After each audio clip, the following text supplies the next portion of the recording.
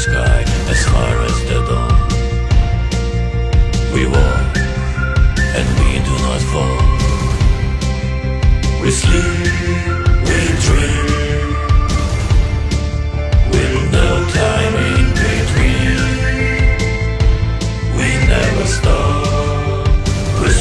march out in the heat of the night.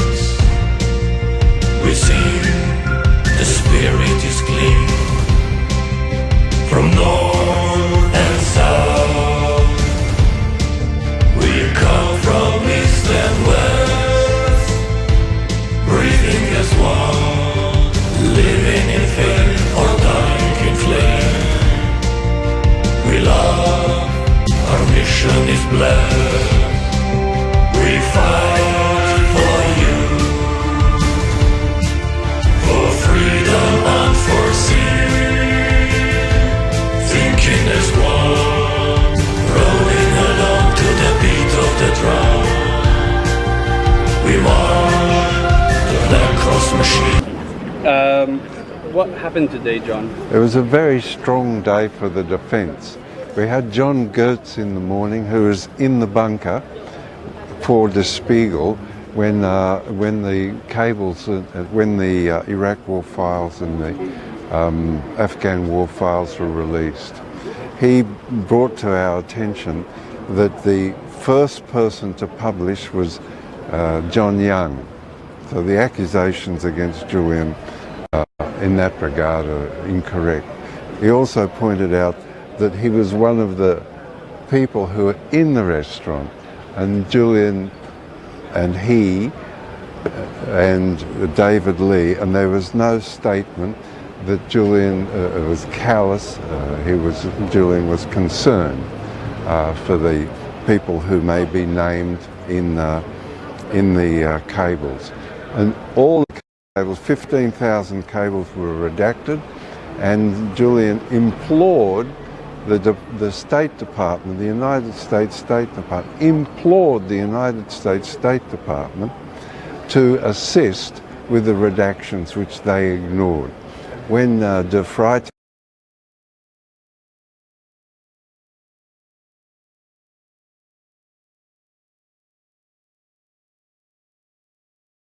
book that David Lee and Luke Harding wrote, Julian actively attempted to warn the State Department and have the de Freytag not to reveal any more information. However, it all came out. So that was, and then this afternoon, a very powerful voice for Julian.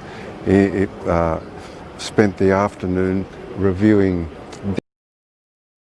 Daniel Ellsberg. Don't forget that name. He's 89 years of age. He was fabulous. The execution seems to keep repeating these accusations over and over again that are in the indictment. And Daniel Ellsberg pulled the case of the prosecution to bits, and in each circumstance, for example, the accusations of harm, pointed out that there's nobody who's been harmed. Also pointed out that in testimony at the Chelsea Manning trial, the government itself testified that nobody had been harmed. Also, I can point out that Robert Gates, ex-Secretary of Defence, testified to the Congress that it was embarrassing, awkward, but it did no harm and nobody was harmed. A very powerful defence witness. John Goetz, read column tomorrow. John Goetz, Daniel Ellsberg. Wonderful day for the defence. Thank you. Thank you. Thank you, John. She's so proud of you. We love Sorry, you. I was a bit nervous. No, that you did great. Excellent. Especially because you're having to still keep up this fight. How?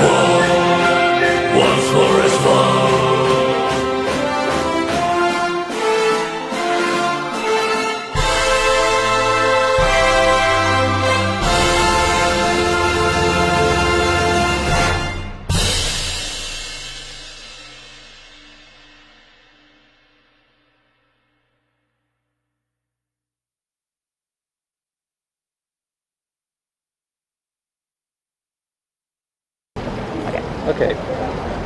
Rebecca, what happened today? So today there were two witnesses for the defense who were both very strong. This morning we heard from John Goetz from Der Spiegel about his experience working on the redaction and then publication of the documents. A few points of interest from this morning. He was very adamant that WikiLeaks had not published first the unredacted diplomatic cables, but had republished it, that they were first published by other media and other outlets. He also was very adamant on some questioning from the prosecution, which the prosecution seemed to be conflating two different redaction and publication processes, the Iraq and Afghanistan war logs and the diplomatic cables. And Mr. Goetz was very adamant that, to his understanding, with regard to the war logs, that those full data sets had not been published ever unredacted. There was some strange questioning towards the end as well, in which the prosecution, Mr. James Lewis, personality and character of Mr. Assange, which I found a bit unsettling. It was unclear what the purpose of that was, and I think that's something to watch out for in future questioning of witnesses, because that seems to me irrelevant to the extradition proceedings, and that has been an issue in the court of public opinion when it comes to this case. There was also an issue regarding the potential introduction of a witness statement from Khaled Al-Masri that was a procedural question, but essentially the defense and prosecution have been left to come to some sort of agreement about it. The judge has asked for them to do that by tomorrow. The issue at stake is that although the point of this testimony will be to highlight the impact of the publication of cables, the US government worries that accepting this into evidence will acknowledge that the US government is accepting the allegations of torture in this case. So that is a side issue in this particular case, but obviously one with quite big ramifications elsewhere. Then this afternoon we heard from Daniel Ellsberg, and that was a very powerful testimony. He rejected any sort of attempt to paint the Pentagon Papers in quite a different light to WikiLeaks, and really expressed solidarity with Mr. Assange, with WikiLeaks, viewed the motivation in the cases against both himself and now Mr. Assange as very similar, said that they both shared a sort of political opinion in that they were opposed not just to this government administration, but to all administrations in US history, that their work and their motivation was really in the interest of transparency and openness, and that they felt that the problem was governments keeping things secret. He viewed some of the things that were exposed by WikiLeaks in their publications as similar to what he exposed in the Pentagon Papers, and expressed strong solidarity in that regard. He also refuted the allegations that anyone has experienced actual harm as a result of the publications. He said that in his experience in publishing the Pentagon Papers, that he was told at the time, "You'll have blood on your hands," and that people were wrong, and he views that as very much similar to what's happening now to Mr. Assange. So that was the substance today. There were fewer technical difficulties than in previous days. Sometimes in the overflow court we're getting a bit of reverberation, sometimes the audio cuts or the video cuts, but today was much easier to follow from a technical perspective than in previous days. Have you been in correspondence with the courts to get a link back, or organized with Amnesty and the other groups concerning getting virtual access to this proceedings? So we continue to have access problems as non-governmental organizations. So Reporters Without Borders is collaborating with other NGOs such as Amnesty International that have been affected. But we have, instead of continuing to pursue meaningless correspondence with the court at this point, because they stopped responding at a certain point last week to this, we have focused on finding ways to get into court, which has not been easy. So we have managed to gain access to part of each day's proceedings so far, and that is thanks to support from others, including some really kind grassroots activists who are getting up and queuing from the very early hours to make sure that we're able to get in and comment on what's happening. So I want to make that clear. The access issues have not been resolved. We're only able to get in due to, a combination of tactics to ensure that some of these very few public gallery seats are made available. But on that point, I want to note the court is still holding back 3 spots every session for 3 VIPs who apparently are named. The court knows who they are. We don't know who they are. We're now at the end of day 7. These VIPs have yet to materialize. But yeah, each session, 3 spots out of 5 that are being allocated to members of the public, which includes NGOs, because the court won't distinguish us as different. 5 spots are allocated, so 3 of those are held back each session. In the morning, which tends to start at 10 a.m., usually it's 11:30 by the time they'll allow 3 other members of the public into those seats when the VIPs don't show. In the afternoon, which normally starts at 2, it's usually 2:30 p.m. that then those spaces are made available. So this is time that members of the public who are interested, who are here, some of whom have traveled from other countries, who are queuing from the wee hours, are not able to access the court, and they're being held for no shows. So my question at this point is this, not only who are these VIPs, but if they are VIPs, why can they not be accommodated elsewhere? Why do they have to take up the very few spaces in the public gallery, and particularly when they're not coming? So what that meant this morning for 3 activists who had queued is that they missed the entirety of John Gutz's testimony, and those seats were empty in the public gallery, which is really shameful when this is supposed to be a trial held in public. What does this say about the Crown Prosecution Service concerning, the importance that this case has and the lack of openness that they seem to have towards and collaboration just towards observers? The way that many aspects of this have been handled has been extremely frustrating, and is not what I would have expected from what I would have viewed as a very robust legal system. We are a mature democracy, we are a country bound by the rule of law, and we should be getting it better. Some of the technical aspects of this have fallen short of things that we've witnessed in other countries, even developing countries, that seem to have invested a bit more in ensuring that judicial proceedings go smoother, even if we're talking about show trials in countries like Turkey. Okay, and it's not just this this few weeks here in September. This has been the case before in other aspects of Julian Assange's case with administrative hearings over the past 6 months. There has been a series of problems. In February at Woolwich Crown Court, although we did not have the COVID factor at play yet then, there were a number of issues with access with several aspects of the trial then too. So I've said it this way, and I'll say it this way again. I think many of these things at face value, in and of themselves, could be individually explained away. But the cumulative impact is that it is extremely difficult for anybody wishing to follow this case. And at this point, I have to question, is that just a matter of competence, or is that intentional? Because it feels like to me, as somebody who did queue every morning in February to get into Woolwich Crown Court, and somebody who's been doing her best to get in, to as much as I can of this week's and last week's proceedings, it feels to me like it is intentionally being made as difficult as possible.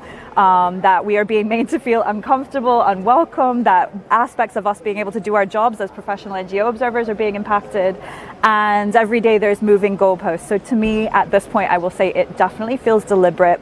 I don't know at whose bidding, but I hope that that those with the power to improve things will do so, because the world is watching, and even if the world cannot be in this courtroom, that's what we are doing there, and we will speak loudly and repeatedly until this is acknowledged by our governments.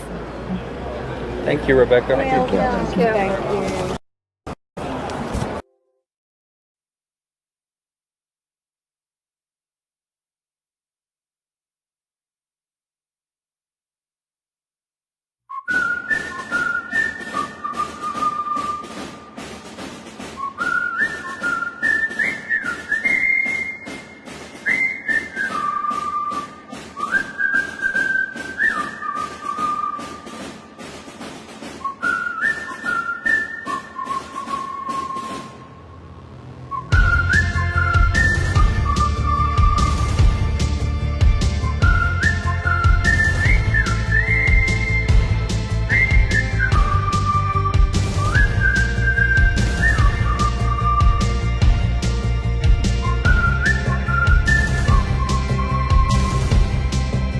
We rise, we grow,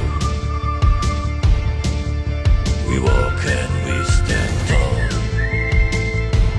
We never fall, as big as the sky, as far as the dawn. We walk and we do not fall. We sleep, we dream. What happened this afternoon? Well, we heard from Daniel Ellsberg, who is of course known for his involvement in leaking the Pentagon Papers. Well, he leaked the Pentagon Papers, back in the early 70s. It was really refreshing and to hear his account of what he went through back in those days, and the similarities he saw with what Julian Assange did and WikiLeaks in 2010. In essence, he basically stated there is no difference, apart from the fact that there were no computers back in those days when he was leaking the papers, between what he was doing then and what Julian did. The public interest angle was absolutely clear, and he saw extremely strong similarities there. And remember as well that the case against Daniel Ellsberg did collapse because of an attempt by the government to get smear on him. They burglarized the office of his psychiatrist to get material that they could use against him, and that led to the collapse of the case against Daniel Ellsberg. And he pointed out similar things have happened to Julian Assange. Of course, that we have now reports that there have been spying and recordings of privileged discussion that he has had with his lawyers, as we now know in the ongoing case in Spain. So the similarities are very strong. And he objected against the notion that some are trying to say there is no similarity there. Pentagon Papers are not WikiLeaks. Ellsberg and Julian Assange is not Ellsberg. He said it is wrong, and I object to that. The similarities are very strong. There are the same principles at stake and the same public interests that have to be considered in these two cases.